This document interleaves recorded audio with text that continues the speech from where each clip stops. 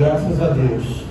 Manhã de comunhão, todos os cultos, a nossa proposta é de comunhão, porque nos reunimos em nome do Senhor, mas numa manhã de ceia, somos constrangidos à comunhão, somos constrangidos a lembrarmos daqueles momentos de Jesus, o qual Ele mesmo disse para que fizéssemos sempre que lembrasse dele.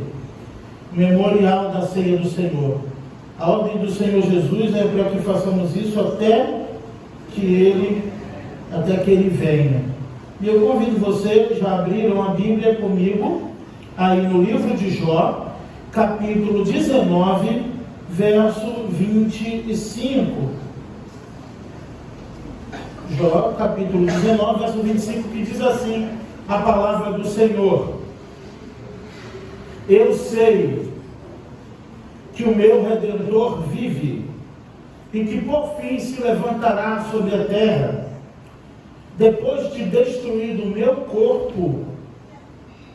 Então, fora da carne, eu verei a Deus.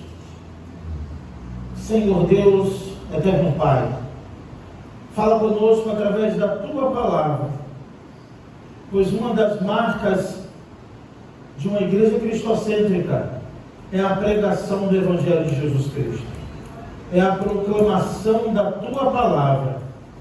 Ó Deus, eu te peço que as verdades do Senhor fiquem internalizadas em cada coração. Ó Pai, é o que eu te peço e já te agradeço, em nome de Jesus. Amém e amém. Eu queria falar com vocês nessa manhã algo que primeiramente Deus falou à minha consciência e ao meu coração. Na história de Jó, um homem que todos conhecem, íntegro, reto, temente a Deus, e que se apartava do mal, mas que, como um ser humano qualquer, sujeito a todo tipo de situação que a vida pode oferecer, e que por sua vez foi provocada pela própria queda do homem quando o pecado entrou na humanidade. Podemos observar, irmãos, quando falamos de Jó, é que sempre lembramos de sofrimento, é ou não é? Você fala assim, Jó, sofrimento. A sua mente sempre te traz à memória sofrimento. Na EBD, antigamente, ouvimos a musiquinha dizendo da paciência de Jó, né? E acostumavam associar Jó como alguém que foi paciente. Mas, na verdade, se você ler a história de Jó, os 42 capítulos, você vai ver que ele viveu, na verdade, foi em plena agonia. Desde o primeiro capítulo, a vida desse homem é atribulada. Ele sofreu uma investida do próprio Satanás. Quando os filhos de Deus foram se apresentar diante do Senhor, ele foi, então, e todos conhecem, quando Deus disse, vistes o meu servo Jó, homem temente a Deus, fiel e que se aparta do mal. Então, Satanás fala para Deus, ele só é fiel porque ele tem boa família, porque ele tem saúde, porque ele tem prosperidade. Não é debalde que Jó serve ao Senhor. Mas, irmãos, tem pessoas que servem ao Senhor realmente por essas questões. Talvez, irmãos, por isso que Deus não permitiu sobre nós a tentação, o sofrimento que o próprio Jó sofreu, por conhecer a nossa estrutura e saber que de fato não suportaríamos. Irmãos, eu chego a arriscar que quase nenhum de nós aqui, nem eu mesmo conheço a minha estrutura diante de um sofrimento profundo. Ninguém conhece o seu limite diante do sofrimento. Muitos apostataram da fé, alguns negaram e tantos outros não suportaram a pressão. Quantos irmãos estão aí no mundo?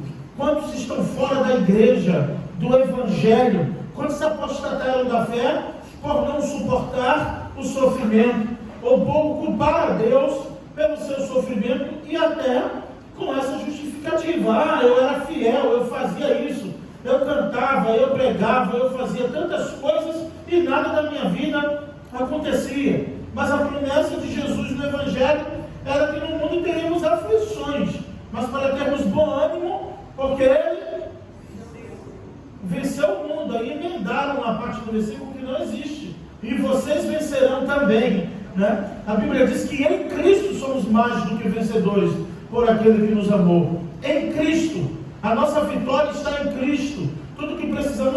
Cristo. Mas alguns, fazendo até uma análise da sua própria vida com Deus, e vamos dizer, diga-se de passagem, um servo autêntico, um cristão genuíno, que busca arrependimento, que busca a favor do Senhor, que ora em perdão dos seus pecados, que congrega, que frequenta os cultos, que não tem nada na sua moral e no seu caráter que possa lhe desabonar como cristão, como servo do Senhor. Então, na nossa justiça própria, muitas vezes achamos que o sofrimento não deveria vir para nós, que nós, na verdade, não merecíamos. O que diremos então de Jó? O que diremos deste homem que era fiel, temente a Deus, se apartava do mal, um testemunho dado pelo próprio Deus? Mas quando Deus disse para Satanás, vai e toca em tudo da vida dele, toca em tudo, menos na sua vida. Pois até na saúde de Jó, Satanás tocou. Só não tirou a vida daquele homem. Só lhe restou, e no meio dos sofrimentos, um cabo de telha para coçar as lepras, as feridas em seu corpo. Aquele homem chegou a um estado mais miserável que um ser humano poderia enfrentar. Ele ficou fétido, ele ficou a mendigar, feridas no corpo, abandonado pela esposa, acusado pelos amigos por não terem uma compreensão, uma concepção bíblica e teológica da pessoa de Deus. Então atribuiu aquele sofrimento, atribuiu aquela dor, atribuiu tudo como se ele tivesse em pecado. Claro, irmãos, que o salário do pecado é a morte. Claro que as enfermidades que enfrentamos é consequência do pecado. A própria morte é consequência do pecado. Mas não quer dizer que todos os sofrimentos da vida é porque há algo de errado no que estamos fazendo ou como estamos vivendo. Porque algo de errado em nós sempre terá. Tem algo de errado com todos que estão aqui. A história não é boa para ninguém que está aqui. Para começar, porque Jesus disse que não veio para os sãos, porque os sãos não precisam de médicos. Mas Jesus estava falando de qual doença? É um diagnóstico aqui para todos. Irmãos, quando você vai no médico, o doutor Martin Lloyd Jones, que era doutor, foi médico da rainha, abandonou a medicina, deixou de lado para se dedicar completamente ao pastorado. Ele diz no seu livro Pregação e Pregadores, que enquanto doutor, ele precisava ouvir o paciente para dar o diagnóstico. Se fosse aqui um dia de consulta médica, e quem vai numa clínica, às vezes tem uma triagem ali, você vê tanta gente, mas nem todo mundo é para aquilo que você vai fazer.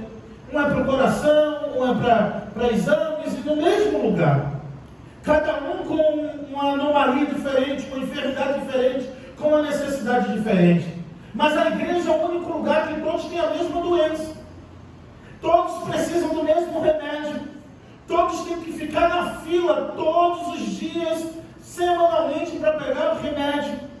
O antídoto para esse pecado, para conter essa enfermidade, eu já acabei dizendo e vocês já sabem, que a enfermidade de todos é uma só, o pecado. Todos nós temos algo em comum. E se tem algo que todos nós temos em comum, é o pecado. Que pecado? O pecado adâmico. O pecado da natureza caída. O pecado que nos inclina a fazer a nossa própria vontade e não a vontade de Deus. Quando queremos fazer tanto a nossa vontade e não a vontade de Deus, até isso é pecado. Porque a única vontade que é boa, perfeita e agradável é a vontade de Deus. Ainda que nos faça sofrer, ainda que nos machuque, ainda que nos entristeça. Mas estamos falando ainda aqui, irmãos, de um homem que não só sofreu porque ficou leproso, isso foi o último estágio da sua vida. Na verdade, Jó perdeu 10 filhos em um único dia. Chegava a notícia que um filho morreu, outro filho morreu, outro filho morreu. Então, meus irmãos, numa geração de hoje, já pensou? Perder 10 filhos em um único dia e continuar crente, fiel, temente a Deus, confiando em Deus? Esse homem enterrou 10 filhos em um dia. Esse homem foi apontado pelos seus amigos, como diz no verso 19, dá uma olhada. Todos os meus amigos íntimos me abominam, e até os que eu amava se tornaram contra mim. Todos os meus amigos íntimos me abominam, e até os que eu amava se viraram contra mim. Disseram que na hora da dificuldade que você sabe realmente quem está com você. Olha, nas aflições da vida, para quem já passou, quem não passou, depois me dá uma dica ali para eu não passar mais. Quando apertar minha mão, me conta como você fez para não passar nenhuma aflição, nenhuma decepção, nenhum sofrimento. Fala ali rapidinho comigo, que eu estou precisando dessa receita, tá? Se caso você nunca passou. Mas irmãos, quem já passou por momentos difíceis na vida sabe que amigo some, mensagem não chega, ninguém toca, amigo não liga. Se você liga, não atende porque já sabe que você está na prova, então você está precisando. Então se sabe que você ficou desempregado e você está ligando. Ele acha que você vai pedir um dinheiro emprestado, vai pedir emprego, vai pedir qualquer coisa. Mas meus irmãos, no momento difícil da vida, nos momentos mais estreitos é que conseguimos ver realmente quem é amigo, quem ajuda, quem está à disposição. Muitos até podem não poder te ajudar, mas na verdade muitos se escondem na hora do sofrimento. Não é à toa que na hora do sofrimento nós temos, sabe qual é a sensação? De abandono. Já reparou isso? Que a primeira sensação do sofrimento é o abandono. É estar associado, o sofrimento ao abandono. Mesmo em meio à multidão, você se sente abandonado, como se as pessoas não estivessem se importando com o que você está passando. Mas não é que muitas vezes elas não se importam, é que elas não têm nem noção, elas nem sabem o que você está passando, mas automaticamente você acaba se sentindo abandonado. Por isso que eu queria falar aqui, que em meio às dificuldades da vida, eu tenho um tema para essa mensagem, que é vendo a Cristo além dos sofrimentos da vida. Enxergando Cristo, conseguindo ver Cristo além dos sofrimentos da vida, na nossa frente e no nosso caminho. E nesse momento você pode estar enfrentando grandes sofrimentos, você pode estar nesse momento vendo e enfrentando sofrimento na sua vida, mas eu te convido, como Jó fez, ver Cristo além do sofrimento. Quando ele diz, eu sei que o meu Redentor vive, ele estava com lepra. Quando ele disse, eu sei que o meu Redentor vive, ele estava só. Quando ele disse, eu sei que o meu Redentor vive, ele não ficou se vitimizando, reclamando da vida, chorando, dizendo que todos lhe abandonaram. Ele até lamenta, ele escreve aqui a sua história. Mas quando ele diz que todos os meus amigos, ele diz, o 18, até as crianças me desprezam. E quando eu levantar-me, zombam de mim. Então ele diz às crianças, até as crianças, ele virou chacota. Até as crianças, lógico, isso aqui lógico, é uma poesia. Jó está escrevendo e falando aqui dos seus sofrimentos. Não sabe necessariamente se foi literal de ter crianças zombando dele, mas ele quer dizer que a situação estava tão crítica que quando ele tentava se levantar, até as crianças zombavam dele. Até mesmo ele não tinha posição para sentar ou para deitar, cheio de feridas no seu corpo. Só que a lepra dessa geração não é como a lepra de Jó na pele. São leprosos na alma, feridas na alma, que precisam ser curadas pelo Senhor Jesus Cristo. Por isso que eu te digo que você precisa ver Cristo além do sofrimento. Não importa como você esteja, não importa como você entrou aqui nesta manhã, o nosso Redentor morreu e ao terceiro dia ressuscitou, e ao qual nós estaremos na mesa lembrando dele. Sabe por quê? Porque ele vive, ele já vivia, mas veio, morreu e ao terceiro dia ressuscitou para dar vitória à igreja. Por isso que eu te digo que você precisa enxergar Cristo além dos sofrimentos da vida. E ainda no verso 25, eu te digo o porquê.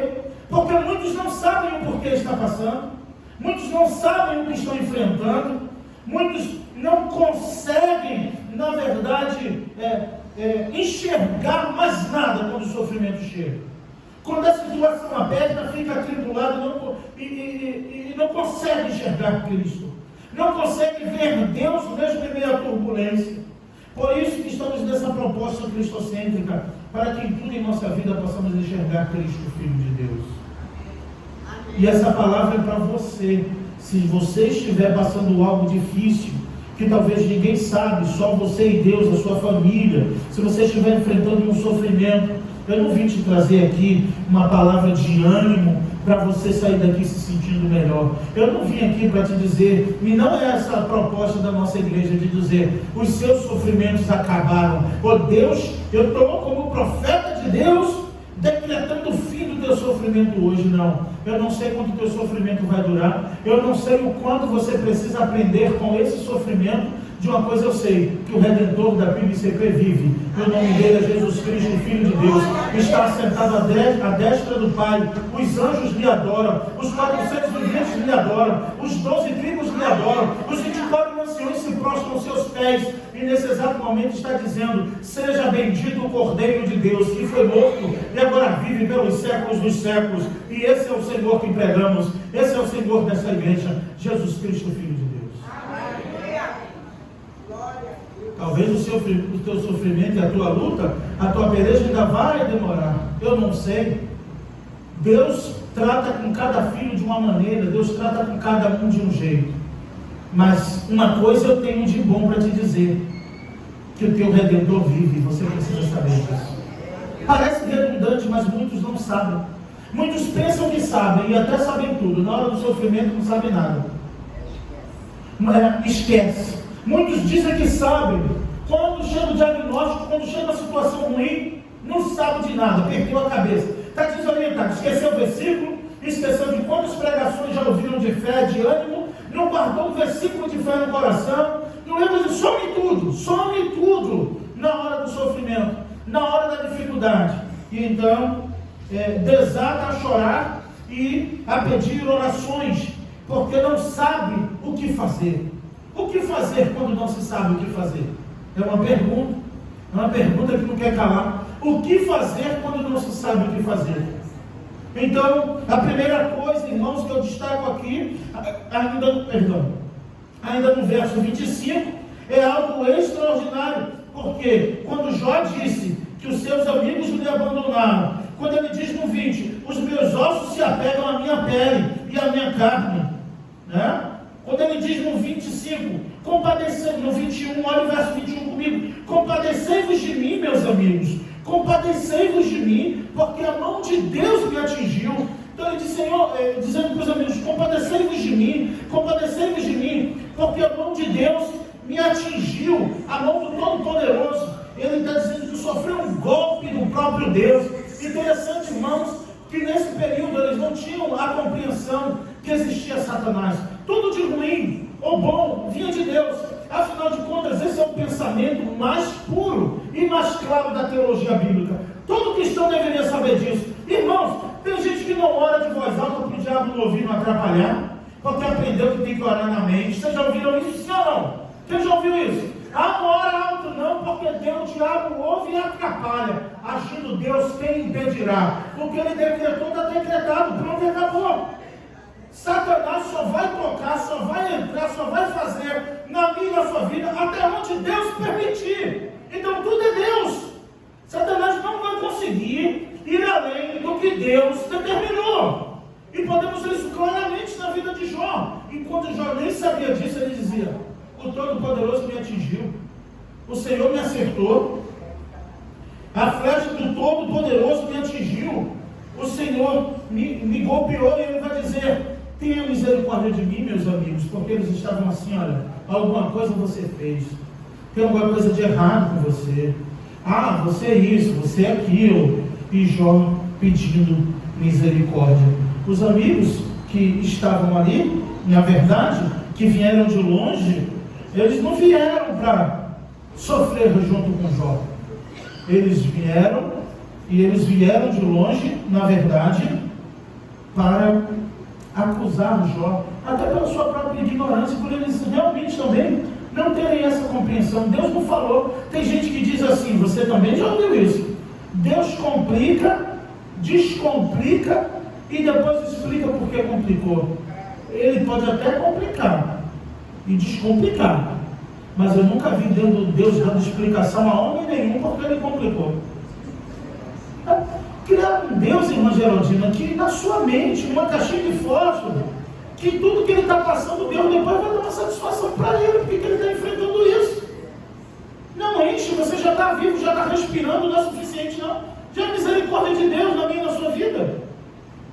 E Deus complica, descomplica, até eu até fico. Mas explicar o porquê complicou? Ele fez tudo isso na vida de Jó, restituiu tudo na vida de Jó depois e não explicou nada para Jó. olha Jó, eu fiz aquilo com você, porque Satanás veio e me pediu, né, que tirasse tudo de você para ver se você era crente. Né? Então, outra falácia ainda em Jó é que Deus provou Jó para depois aprová-lo. Que primeiro Deus prova e depois aprova. Outra mentira. Ele conhece a nossa estrutura. A Bíblia diz que não vem tentação nenhuma sobre vós, o qual não possa suportar. Antes Deus providencia o escape. É outra mentira. Que Deus não vai permitir que você suporte algo, que você enfrente algo que não possa suportar. E como eu disse para a irmã Lena uma vez, no testemunho dela de uma quarta-feira, ela disse, ainda que você esteja dizendo agora, que isso nós falamos, eu não aguento mais, você está aguentando, porque você diz que não aguenta mais, ainda está passando tudo, a coisa ainda não acabou, e você diz, eu não aguento mais. Ah, mas passou um ano e você, quantos anos você está dizendo que não aguenta mais? Olha quanto tempo você já aguentou. Quem está te dando estrutura? Quem está te dando força? Quem está renovando a sua fé? Não é o próprio Deus? Então, quando Jó disse que a mão do Todo-Poderoso me atingiu, ele está dizendo, olha, não tem nada, embora não seja essa compreensão clara da existência de Satanás, que ela é desmascarada, revelada no Novo Testamento pelo próprio Jesus. Né? Jó atribui todo o seu sofrimento, toda a dificuldade que ele está passando, à condução da mão do próprio Deus. E essa é uma palavra para você nesta manhã. Ainda que o seu sofrimento não acabe depois desse sermão, não estou te prometendo isso, mas eu te prometo uma coisa à luz da palavra de Deus. Deus está vendo, está anotado, já tem um dia certo para essa luta acabar. Tem um dia certo para essa prova acabar, tem um dia certo para a luta chegar, tem até um dia certo para a gente morrer, que a Bíblia diz que todos os nossos dias foram anotados no seu caderno. E no livro de Jó diz que o homem não consegue passar, não passará do dia marcado por Deus. Até isso, Deus já tem escrito. Ele sabe qual será o último dia de cada um aqui, como será, por que será, a causa, o motivo, tudo. E como eu dizia na época da pandemia, naquele momento todos temerosos, pois temer é do ser humano, irmãos. Eu não estou aqui dizendo para vocês, tenham coragem, tire a coragem que tem dentro de você. Não, fica com o salmista quando disse assim, olha, no dia que eu temer, eu hei de confiar em ti. Eu estou com medo, mas eu confio em ti, Senhor. Eu estou com medo dessa, que eu vou ter que enfrentar, mas eu confio em ti. Eu estou com muito medo desse diagnóstico que é cruel, mas eu confio em ti. Eu estou com medo e isso aqui já aconteceu com várias pessoas, mas mesmo com medo, eu confio no Senhor. O salmista disse isso, no dia que eu temer, eu hei de confiar em ti.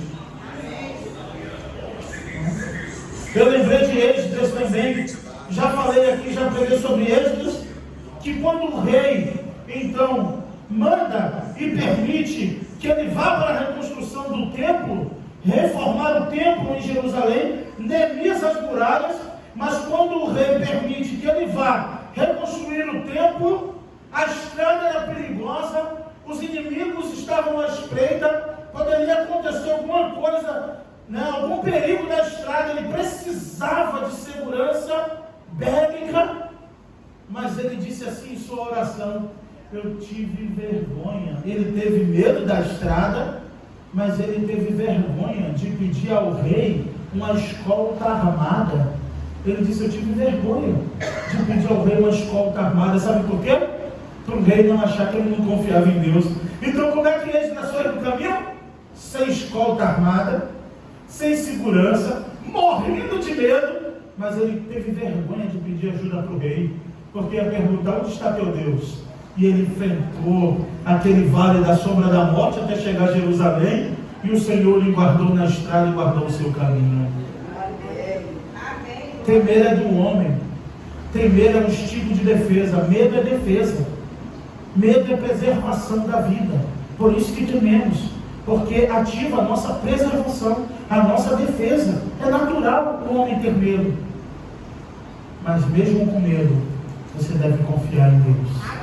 Confie no Senhor. Essa palavra é para você. Então, eu consigo ver a Cristo além dos sofrimentos. Hoje tem tópico, pastor. Eu consigo ver a Cristo além dos sofrimentos, sabe quando? Quando eu sei, quando eu sou convicto. Lembra o que o apóstolo Paulo disse? Vamos? Eu sei em quem tenho crido e estou bem certo que é poderoso para guardar. Olha a perspectiva de Paulo. Ah, tá, ele só ia receber no dia final, porque naquele momento era sofrimento, eram pedradas, açoites, mas ele disse: eu sei que tenho crido, estou bem certo que é poderoso. Ele deve ter lido o livro de Jó, para guardar o meu tesouro até o dia final. Precisamos saber disso, porque se tem uma coisa que Satanás tenta confundir a mente do cristão, ele embaralha a nossa mente, ele tenta confundir o nosso entendimento, as aflições, as dores da vida, tenta nos confundir para não sabermos de mais nada. Por isso que quando o sofrimento é muito grande, a primeira atitude, uma das primeiras sensações é de abandono, mas algo que sentimos de fato é confusão mental. A pessoa fica confusa mentalmente. Ela não sabe em que se apoia. Como ela não sabe que o seu Redentor vive, ela só ouviu, mas ela não tem certeza. Não tem convicção da salvação. Não tem convicção de quem ele resgatou. Não tem convicção que mesmo que esteja passando, olha só, irmãos, mesmo, e isso aqui não é para consolar pecador não, mas é uma verdade de Deus para a tua vida. Eu já falei isso outras vezes.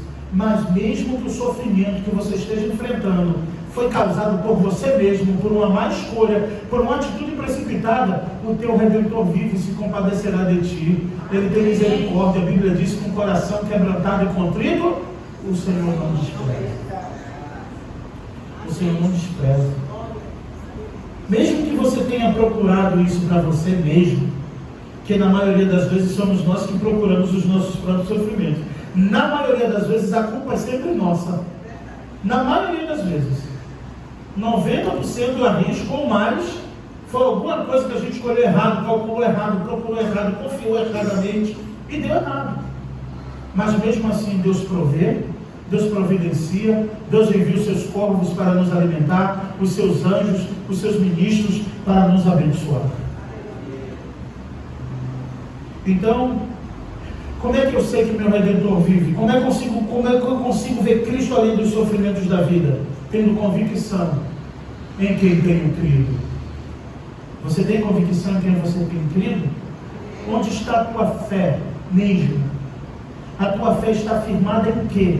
Em Deus ou nos meios que Deus providencia para você? É em Deus ou nas respostas? Porque tem gente que confia mais nas respostas, confia mais no milagre do que no Deus do milagre. Tem pessoas que confiam mais nisso. Milagre, irmão, Deus pode te dar e acabar. Bênçãos Deus pode te dar e com o tempo também você reconhecer que foi Deus que te deu, mas acabou. Uma janela de oportunidade que Deus abriu na sua vida, que vai durar um tempo e você diz a bênção de Deus, mas no momento ele fecha a torneirinha. E aí? Mas se eu tenho o Deus da bênção, eu vou ser abençoado para o resto da vida. Se eu tenho um Redentor, mesmo que eu esteja ferido, mesmo que eu esteja com dificuldade, mesmo que eu esteja com lepra, mesmo que eu esteja em crise financeira, emocional, seja o que for, o meu Redentor vive. Diga isso para o seu sofrimento nessa manhã. Diga isso para a sua dor. Diga isso para o que está te inquietando. Diga isso para o que está te entristecendo. Diga isso para o que está te deixando ansioso. Diga isso para o teu medo. Diga isso para tudo. Qualquer sentimento ruim, qualquer coisa que você esteja sentindo, algo que não aconteceu, diga isso para a sua frustração nessa manhã. Aqui não é mensagem de autoajuda não, mas é ajuda do alto para a tua vida nessa manhã. Saia daqui com a sua fé renovada, saia daqui com a sua esperança renovada, sabe o quê? Só nisso, eu sei. Primeira coisa que você precisa. E aí você pensa agora no que você quer uma resposta de Deus. Mentalize, né? No que você quer uma resposta de Deus. Pense agora algo que aos olhos humanos é irreversível. Pensa aí agora. Talvez seja algo que para você é irreversível. Não tem jeito. Saiu do seu controle, não está em suas mãos nem no seu domínio, não é? Pode ter saído das suas mãos, pode ter saído do seu domínio, mas não saiu nem das mãos e nem do domínio de Deus. Ele sabe de todas as coisas e Ele tem todo o poder. Mas você precisa exercitar a tua fé nesta manhã, dizendo: eu sei em quem tenho crido, estou bem certo que Ele é poderoso. E eu estou passando por isso aqui, mas Ele vai guardar o meu tesouro até o dia final, porque o bem maior, a bênção maior você já adquiriu, que é a salvação em Cristo Jesus. A segunda coisa, né, eu consigo ver a Cristo além dos sofrimentos quando eu tenho convicção de quem Ele é. Quando eu tenho convicção de quem Ele é. Eu consigo ver Cristo além dos sofrimentos quando eu sei o que Ele é para mim. Porque você saber quem é uma pessoa e ter convicção de quem é, ainda é válido. Mas o que essa pessoa é para você? Entende? E ele usa aqui um pronome possessivo, meu Redentor. É meu.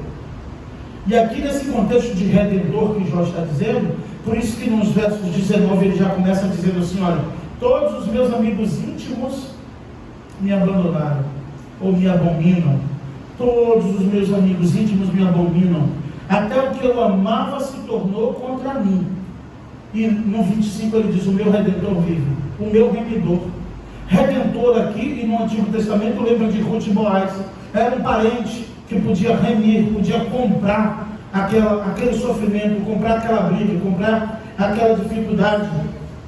Então, normalmente, via um parente remidor para resgatar aquela pessoa que estava, de certa forma, sem eira e nem beira, como diz o ditado. E Jó estava aqui sem eira e nem beira. Ele estava na sarjeta, ele estava fétido, ele estava fedido, ele estava com caco de telha, ele estava cheio de feridas. E quem encostasse no leproso, tocasse no leproso, era considerado impuro. Então, a distância. E a esposa, para acabar de completar, disse assim: amaldiçoa esse teu Deus e morre. Que aqui é uma ironia. Não é que ela mandou ele amaldiçoar. Senão a gente fala assim: como é que pode? Deus restituiu tudo de Jó. Fiquei intrigado com isso. Mas a esposa foi a mesma. A que mandou amaldiçoar. Não. Ela quis dizer assim: pede a última bênção ao teu Deus, porque tu vai morrer. Dessa tu não passa. Faz tua última oração. Abandona esse Deus e morre. Não era necessariamente para ele blasfemar contra Deus, mas ela quis dizer assim: foi inútil esse tempo todo de fé. Ela quis dizer isso. A mãe que perdeu 10 filhos, que viu o marido perder toda a riqueza, sabendo a integridade do homem, que ele disse assim: Senhor, uma das orações de Jó: Senhor, se quando eu estava na praça passou uma jovem, uma moça, e os meus olhos acompanharam ela quando passou, que a minha mulher seja de outro. Olha a oração do homem, de tanta integridade que Jó tinha. Então ele disse: quando estava na praça, eu instruía os anciões na praça. Ele ia para a praça ensinar os mais velhos a palavra de Deus. E em sua oração ele disse: se meus olhos acompanhou alguma mulher quando passou, que a minha esposa o Senhor dê para outra. Olha a oração dele. Ele amaldiçoou o dia que ele nasceu, mas não levantou a sua voz contra Deus. E por muito menos tem crente desviando, por muito menos fica desabafando em redes sociais, como se só você estivesse sofrendo. Qualquer lutinha bota uma frase para o mundo todo saber que tu está sofrendo. Escreve na linha do tempo, escreve no Instagram, escreve status: eu estou sofrendo, está doendo, não aguento mais, luta, tu não aguenta nada. Você precisa de Jesus na tua vida, você precisa saber que o teu Redentor vive, e você vai parar de ficar reclamando em redes sociais. Usa as tuas redes sociais para abençoar, para falar de vida, de bênção, de prosperidade de Deus. Você é o pastor está falando porque sabe. Claro, não me bota no invisível, eu vejo. Não me bloqueia, eu vejo. Pastor Luiz, eu dou a dica: não me bloqueia, não. Me deixa no invisível, me deixa visível já para ver, então. Eu falo mesmo. Eu ensino você um pouco da palavra de Deus. Para de desabafar nas redes sociais. Tem gente sofrendo muito mais do que você. Tem gente enfrentando muito mais sofrimentos do que você. Você está reclamando disso, daquilo? Aqui tem mães que têm filhos especiais, que desde a infância recebeu o diagnóstico de um médico, que luta criando seus filhos. Aqui tem irmãs assim, mães, que sofrem sim para criar seus filhos ou filhas com remédios e com tantas coisas, e você tem uma vida sadia e fica reclamando da vida. Ai, está doendo, ai, não sei o quê, ai, não sei o quê, para os outros ficar lendo a tua vida. Pede para o Senhor ler a tua vida, ajoelha diante dele e fala: Senhor, me lê minha casa, lê minha família, lê meu sofrimento. Mas não me bota no invisível não, tá? Para eu ter mais conteúdo para pregar, tá bom? Senão eu fico sem aplicação para o sermão, tá? Me deixa no visível mesmo. Isso não é sofrimento. Sofrimento vai muito mais além disso. Quer ver sofrimento? Vai no hospital do câncer, lá crianças desde pequeno. Quer ver sofrimento? Vai nesses lugares. Vai em lugares onde tem pessoas abandonadas, jogadas, sofrendo. Quer ver sofrimento? Anda na Candelária à noite, ali no centro da cidade, e vê pessoas jogadas ali a mendigar. Isso é sofrimento. O resto são lutas que hoje vêm e amanhã vão embora. Vem um refrigério, 3 dias depois em outra prova. Vem a vitória, uma semana depois tu está em outra luta. Resolveu um problema, 15 dias depois aparece outro. É só para você continuar orando. Isso é para te deixar mais crente, para você buscar mais. Senão você fica só na bonança, esquece de Deus. E esse homem no sofrimento disse: eu sei. E quando ele disse eu sei, não foi quando a vitória chegou. Quando ele disse eu sei, não foi quando Deus lhe deu muitas juntas de bois, de jumentos, de gados. Quando ele disse eu sei, não foi quando sua pele estava curada. Quando ele disse eu sei, foi no clímax da sua enfermidade, do seu abandono, da sua tristeza, da sua solidão, com cabo de telha coçando aquelas feridas. Foi quando ele disse eu sei que o meu Redentor vive. Eu não tenho parentes, minha mulher me abandonou, meus amigos íntimos me abominam, todos me deixaram, só sobrou esse caquinho de telha aqui. Mas o meu Redentor vive.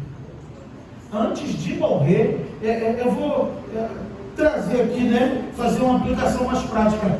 Antes de fechar meus olhos na terra dos viventes, antes de morrer, interessante que ele não disse que não vai morrer. Ele não disse eu creio que eu não vou morrer, mas ele tinha uma convicção, João. Antes de fechar meus olhos, eu vou ver a provisão do Senhor. Antes de fechar meus olhos, eu verei a Deus. Isso que você deve ter, cristão. Ver Cristo além do sofrimento. Está difícil? Está doendo? Você não é o único, não é a única. Mas saiba que o teu Redentor vive. O teu Redentor vive. E a segunda coisa é saber em quem eu tenho crido. Por isso que eu volto Paulo dizendo: mas eu sei, eu estou convicto em quem tenho crido, estou bem certo que é poderoso. Eu sei quem é. Ele não só sabe quem é o Redentor, é o Redentor dele, que ainda não lhe rendeu, não lhe redimiu ainda, mas ele sabia, mais cedo ou mais tarde essa prova vai acabar. Olha a palavra de vida para a tua vida nessa manhã. Mais cedo ou mais tarde essa luta vai acabar. Mesmo que seja antes de você fechar os teus olhos, você vai ver a vitória, porque ninguém que crê no Senhor morreu confundido. Ninguém ficou confundido, aqueles que creram no Senhor. Uma hora Deus resolve esse dilema. Uma hora, minha irmã, meu irmão, Deus vai pleitear a tua causa. Uma hora dessas, qualquer hora dessas, você vai cantar o hino da vitória. Mas você precisa crer no teu Redentor. E como Jó foi redimido de uma enfermidade na pele, o nosso Redentor nos redimiu da lepra na alma, da ferida na alma, a mais miserável de todas, a incurável, chamada pecado. Solidão você pode sentir, amargura, traumas, tudo isso Jesus pode curar dentro de você. O pecado, que é mortífero, que separa o homem de Deus, ele já morreu na cruz por mim e por você. Quer saber? Segundo Colossenses 2, já está pago. Ele pegou a promissória, escrito de dívida, que era usado contra nós por Satanás, que era a lei, e cravou na cruz do Calvário, pagando assim os nossos pecados. Então ele diz: e que por fim se levantará sobre a terra. Eu consigo ver Cristo além dos sofrimentos quando eu sei em quem tenho crido. Eu consigo ver Cristo além do sofrimento quando eu sei quem é o meu Redentor. E quem é teu Redentor? Quem é teu parente remidor? Cristo. Por isso somos filhos adotivos. Por isso que somos, o Pai nos adotou em Cristo Jesus. E somos co-herdeiros. Olha, irmãos, além de nos redimir, Ele nos trouxe para a sua herança. E toda a herança que era do seu Filho Jesus Cristo foi compartilhada a nós. Aqueles que creem. Somos co-herdeiros com Cristo das bênçãos celestiais. Olha só, que bênção! Toda a herança de Cristo foi repartida com seus irmãos adotivos.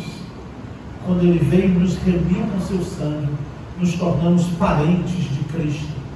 Nos tornamos, irmãos, no reino dos céus, filhos adotivos de Deus. Você precisa crer nisso. E quando Ele diz que por fim se levantará sobre a terra, é aquela máxima. O pastor Alain, quando pregou aqui falando sobre a beleza da igreja, e que explicou os estágios que a igreja enfrenta, um dos pontos ali que mais também chamou minha atenção: no final, a vitória será sempre da igreja de Jesus, porque Ele é o cabeça. Entende isso? Então é o que Jó está dizendo. Está doendo, eu estou sofrendo, não sei quando vai acabar, talvez eu mesmo procurei isso para mim, quero sair dessa. Cada um pode estar numa situação assim, mas o importante é você saber o final. Por fim, eu receberei a coroa do justo juiz naquele dia. No fim, lembra que Paulo disse? Para guardar o meu tesouro até o dia final. O que é seu está guardado nas mãos do Senhor. Não é aquele que é seu está guardado quando minha mãe dizia não, que normalmente era sua. Quando ela dizia o que é teu está guardado, eu já sabia que qualquer hora ela ia me pegar, né, irmão? O que é teu está guardado, eu falava, isso não é bênção. Isso aí não é bênção. O que é teu está guardado? Passava longe dela quase uma semana. O que é meu estava guardado, eu ia querer ver? Ela nem queria ver. Aí o curioso, deixa eu ver, mãe, o que é uma chulapada de cinto. Não.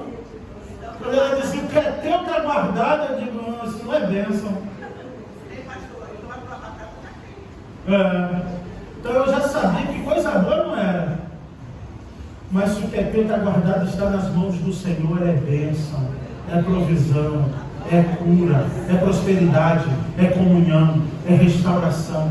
Eu bem sei os pensamentos que tenho a respeito de vós, pensamento de paz e não de mal, para vos dar o fim que esperais. Então vireis, orareis a mim, e eu vos ouvirei. E buscar-me-eis, e me achareis, quando me buscardes de todo o vosso coração.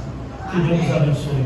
Busque a Deus em meus sofrimentos, e você verá o teu Redentor, Jesus Cristo. Amém? Agora vamos